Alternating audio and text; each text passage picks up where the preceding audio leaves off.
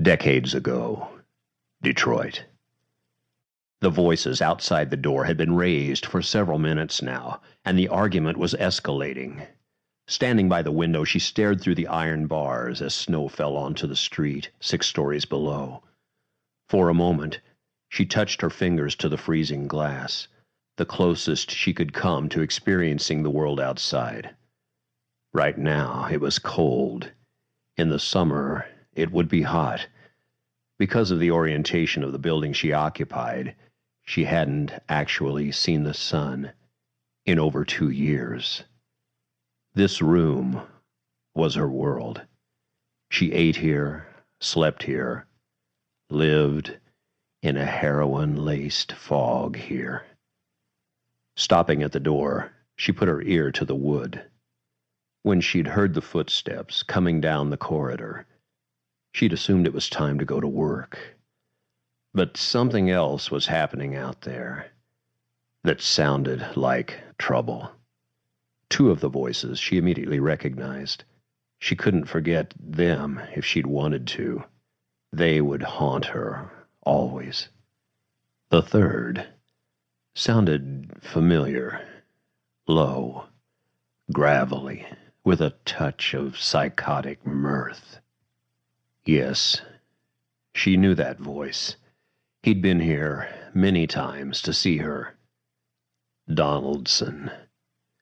A heavy-set man who wore a paper-thin veneer of good old boy conviviality over something ugly.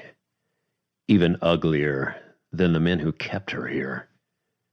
It was his voice she heard bleeding through the door. "I don't know. File it under your shit happens folder. That ain't my problem, gentlemen." "It actually is," one of her captors said.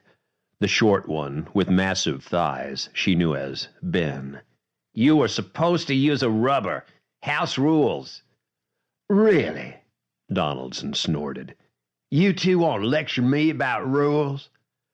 "You come here, we have an agreement on how to do things. You can slap the girls around, use them however you want, but you gotta use a rubber." "Not my problem," Donaldson said.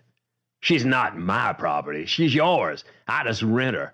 How do you even know I'm to blame?" "Because everyone else," Winston said, "uses a goddamn rubber. I don't even know the last time I was here. I only blow through town every few months." "And that's how far along she is. Bottom line, we want $300 to make this right." "Bullshit." Donaldson began to laugh. "You shouldn't know what you've been pushing, Winston. I'm not paying to fix your whore's condition. It's an occupational hazard."